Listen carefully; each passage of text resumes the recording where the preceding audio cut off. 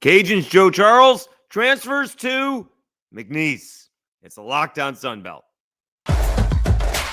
You are Locked On Sunbelt, your daily podcast on the Sunbelt Conference, part of the Locked On Podcast Network, your team every day.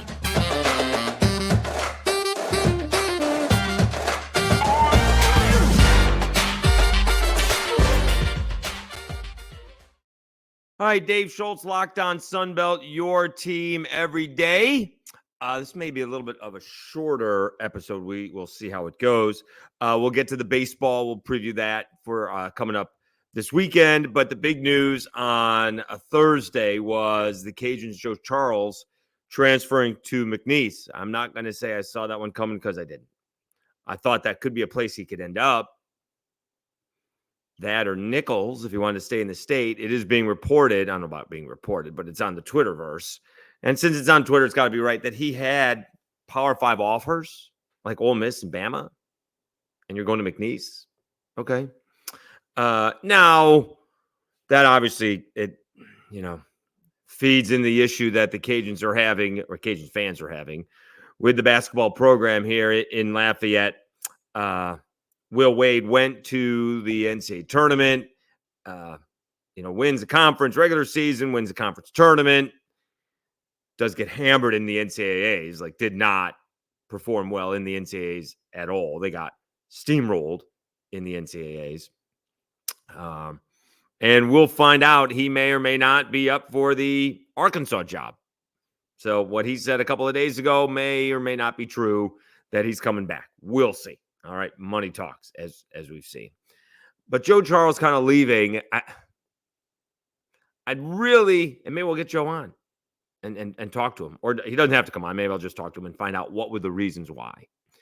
The most obvious reason why is it's an easier path to the NCAA tournament. Will Wade's a good coach. I'm sure he's going to, crush the portal again. The thing is, the Southland Conference tournament was in Lake Charles last year. It's going to be in Lake Charles next year. And like the Sun Belt used to be, he's only got to win 2 ball games. So it's almost a huge upset if they don't win. So it's an easier path to the NCAA tournament because it's a weaker conference. All right. McNeese is good. Will Wade is a good coach. And so that would be the idea. Okay. Now, maybe he just goes to Lake Charles because it's close to home. He still gets to go away, but he's like an hour away from Karen Crow, which is just, slightly north of Lafayette, technically, but just north of Lafayette on the other side of the I-10 highway. But the thing with Joe is, he is one of the more versatile players that you'll see. He plays defense, which is an issue. A lot of kids don't these days. Will block shots, will rebound, and will steal. Can score, but he's got one of the funkier shots, and it's not necessarily easy to replicate and repeat. And so, one night he can hit 3 or 4 or 5 threes and end up with 18 or 20 points. And then the next game he comes out and he has 4 points. And he almost averages a double-double. I think he averaged 11 points and 9.5 rebounds. Maybe technically it was double-double, but he needs to be more consistent. I think Will Wade is going to get a great player who will do whatever you want him to do. You want him to come off the bench and spark you offensively or defensively. He's that guy. You want him to shut down the other team's, toughest, 1 through 4. He'll do it. All right. He's there to please. I'm not sure his numbers are going to improve all that much because he's going to McNeese and a slightly lesser conference than the Sun Belt. Right? He's not going to go from 11-9 to 18-12. I don't think. Maybe he does. Maybe. But I don't think that will be the case. I think he would have had a tough time, getting on the floor, at least the first 5 for McNeese. They were good this year. They were good. And obviously hurts the Cajuns. And again, maybe we could do this in the next segment, because there is a faction, and it's getting bigger, of Cajuns fans that don't want any part of Bob Marley. Okay. Did not see this when I got back last year. And, that was just after they went to the NCAA tournament. Didn't see anyone clamoring for him to be let go last year after they won the tournament and went to the NCAAs and gave Tennessee all they could handle. But they certainly are out for him now. They are out for him now. I don't think he's going anywhere. Now, it's a lot different these days than it was just a few years ago, right? If you're a college coach, you got to have a 5-year deal. Well, now you don't really, because it's all year to year, right? You have a new team every year, right? The chances of you having somebody on your team staying for more than 2 years, forget about 3 or 4 or 5, staying with your club for that many years. Can you imagine someone actually redshirting and then playing for your team for 4 years? Probably not going to happen these days. So he signed in a 3-year extension. He had 1 more year left on his current deal, and now he's on a 3-year deal. Well, there's not a lot of college coaches that would do that. I need a 4 or 5-year deal, but that's not what the Cajuns did. So you still got Kobe Julian out there, but if Joe's going to McNeese, maybe Kobe Julian goes with him. I don't know. Again, I'd love to know why specifically he chose McNeese and were the other schools offering, because a lot of people are coming at him on social media that it was about the money, which I would not care about. At least that's a legit thing. He went to Ole Miss because he got NIL money. He went to Alabama because he got NIL money. At least that would be, why did you go? Cha-ching. Well, that makes sense. Why'd you go to McNeese? Well, it's an easier way to get the NCAA. Okay. Anything else? What was Will Wade telling you that you weren't getting here? So maybe I can get in contact with him and just ask him rather than grill him on a podcast. So wishing him all the best. He's a good kid. Father's a very, very nice man, but it is a disappointing blow to the Cajuns. I really thought as soon as he went into the portal, I thought he was coming back. I did not think that Joe Charles was leaving. That's on me. I thought he was coming back. So as they say, it is not him. It is what it is. All right, let's take a time out. When we come back, we'll look at the Sun Belt weekend matchups and see who's got the tricky ones, who wants to keep on winning. Well, they all want to keep on winning, but who can maybe surprise. We will do that when we come back. Let me tell you about Robinhood and Lafayette Travel.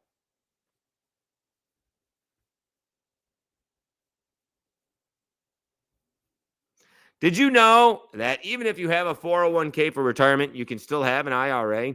Robinhood has the only IRA that gives you a 3% boost on every dollar you contribute when you subscribe to Robinhood Gold. But get this.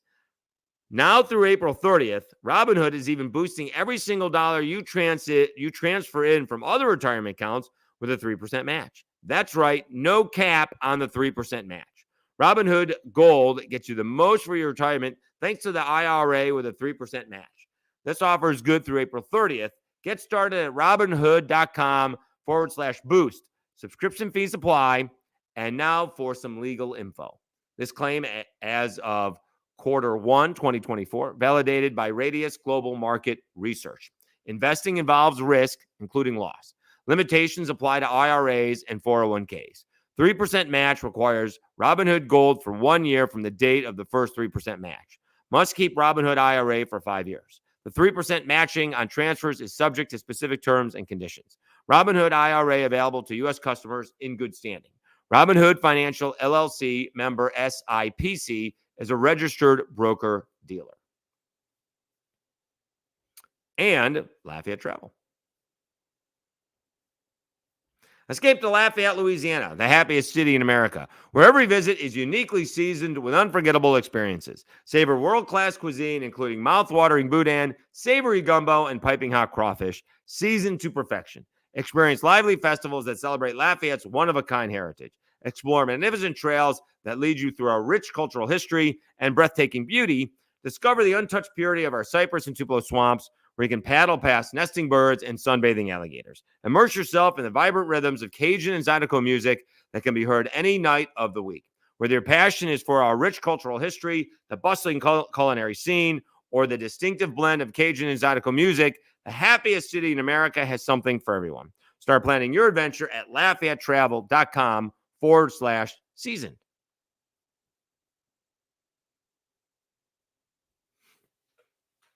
All right, Dave Schultz, Locked On Sunbelt, your team every day. Nobody in action tonight. There was no Thursday action. Everyone playing Friday through Sunday.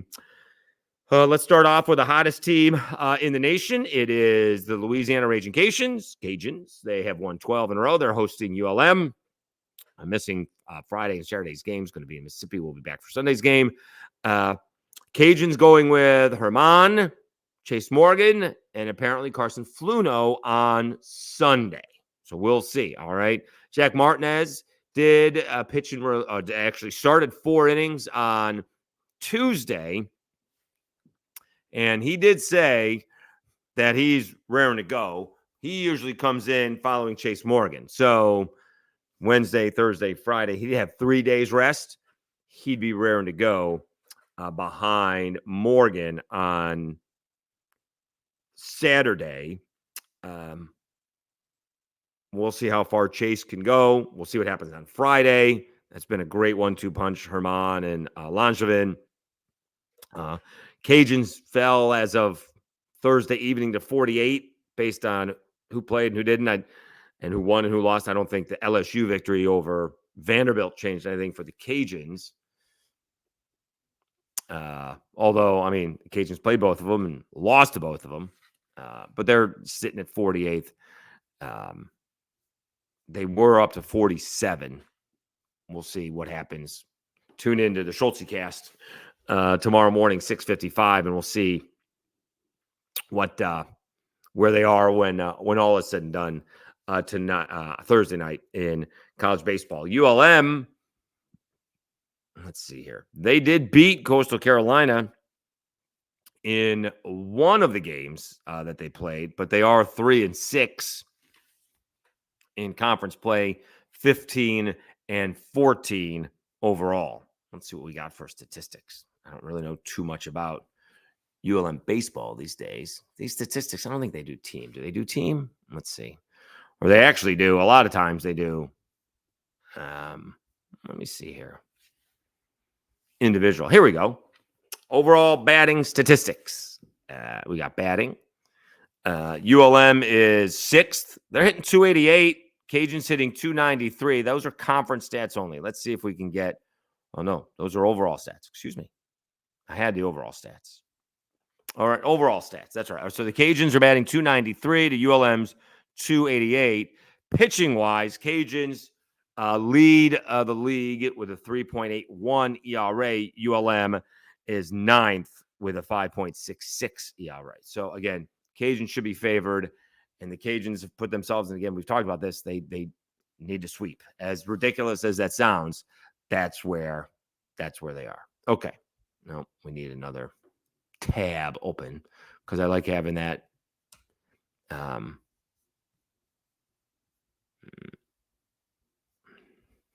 like having the stats open. So now we got all right, baseball schedule. All right, so the Cajuns taking on ULM. Let's go standings wise. I mean, I guess it would be Georgia State taking on Georgia Southern. This is a big one.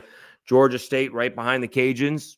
1 ball game. Georgia Southern 5-4. Georgia State's played really well this year. Let's see. Batting wise, Georgia State is 8th, 266. Interesting. Georgia Southern batting just 258. Pitching wise, Georgia Southern is 3rd in the conference with a 4.79 ERA. Georgia State is 11th with a 5.83 ERA. That's interesting. So let me see if this batting changes. So let me see here. Georgia State is 8th in batting and 11th in pitching overall. Let's do conference stats only. Yeah, that changes a little bit. Georgia State is 3rd in hitting in the conference at 303. So only conference games. So it doesn't include midweek games or anything like that. They're 303. And what we say, they were 11th in pitching. They're 5th in pitching in the Sun Belt at 473. All right. Georgia Southern's batting average is 255. That sounds very familiar overall in the Sun Belt. And pitching wise, they got a 4. They're 3rd. So big difference for Georgia State for some reason. Not doing much better statistically in the Sun Belt compared to outside. So that's a big spot.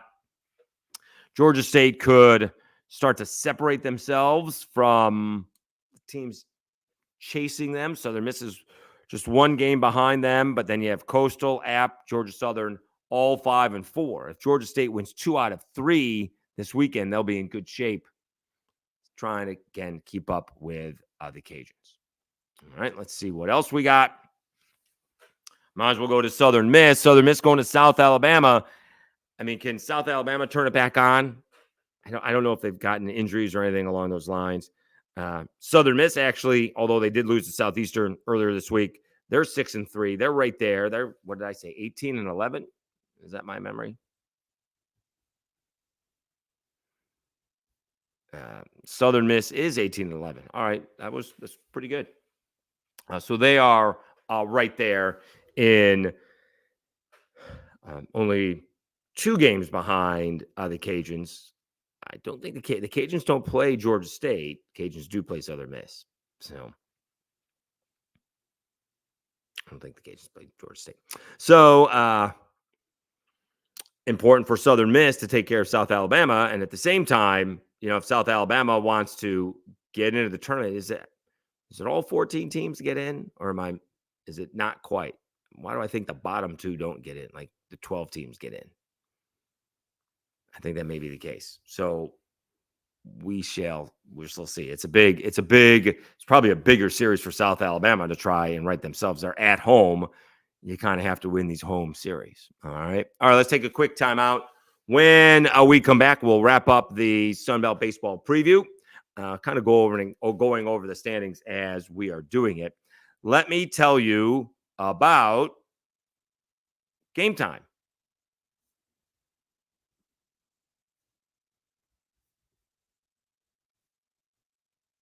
Gametime is now the authorized ticket marketplace of Major League Baseball, which makes getting tickets even faster and easier. Prices on the Gametime app actually go down closer to it gets to the first pitch. With killer last-minute deals, all-in prices, view from your seats, and their lowest price guarantee, Gametime takes the guesswork out of buying Major League tickets. Save up to 60% off buying last minute for sports, concerts, comedy, theater. You can save even more with exclusive in-app deals on select seats ahead of the game or events. And what about saving more when you choose the section, but let Gametime choose the seats? Take the guesswork out of buying tickets with Gametime. Download the Gametime app, create an account, and use code LOCKEDONCollege for 20%. I did that again. LOCKEDONCollege for $20 off your first purchase. Terms apply. Again, create an account and redeem code LOCKEDONCOLLEGE for $20 off. Download the Gametime today. Last minute tickets, lowest price guaranteed.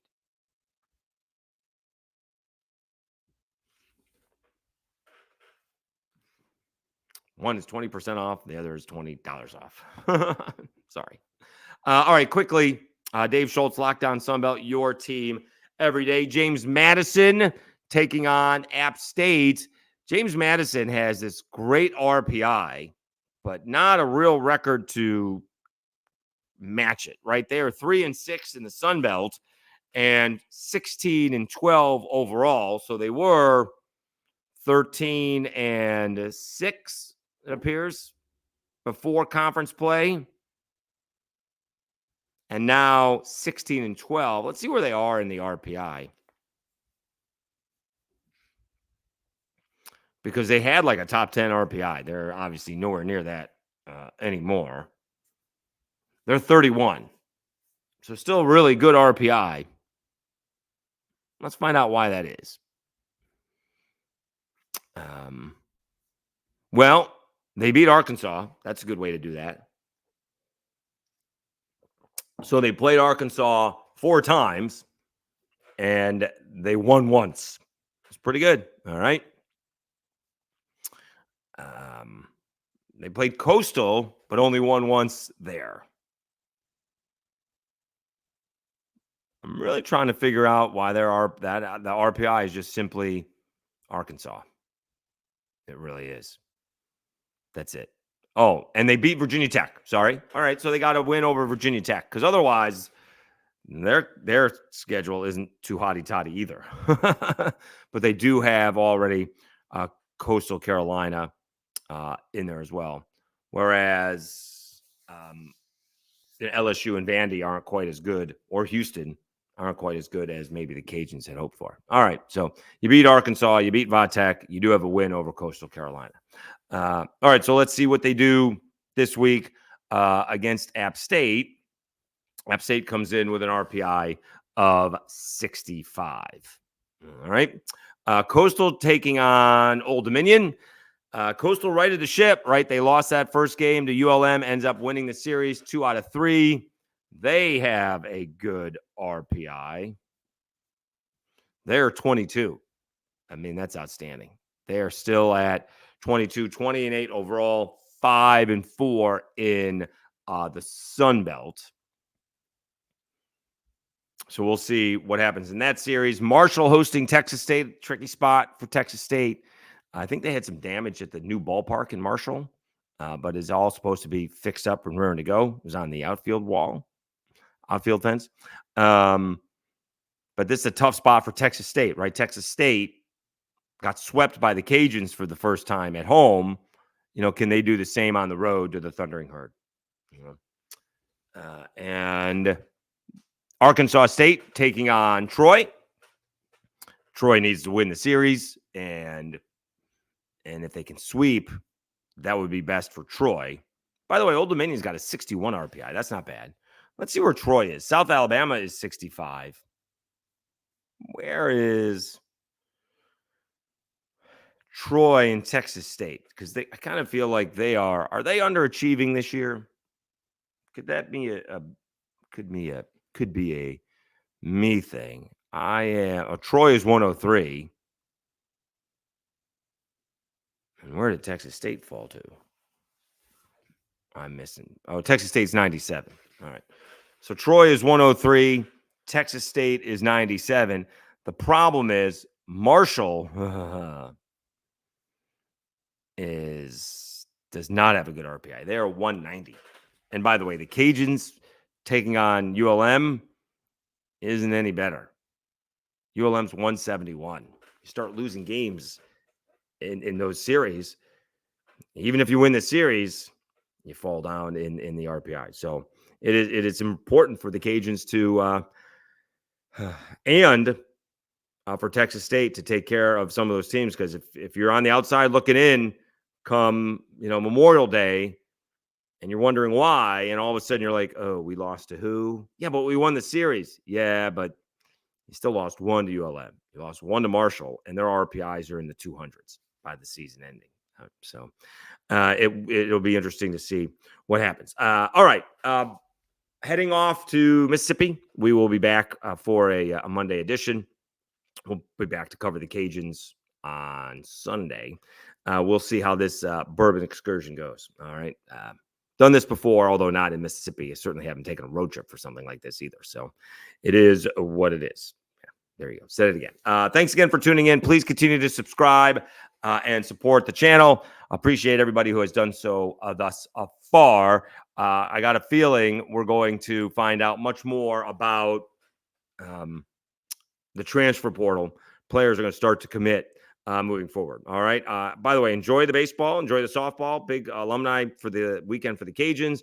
Also, we got the Final Four, men's and women's hoops. So it should be a really good sports weekend. Again, thanks very much for tuning in. I'm your host, Dave Schultz. You've been watching Locked On Sunbelt, your team every day,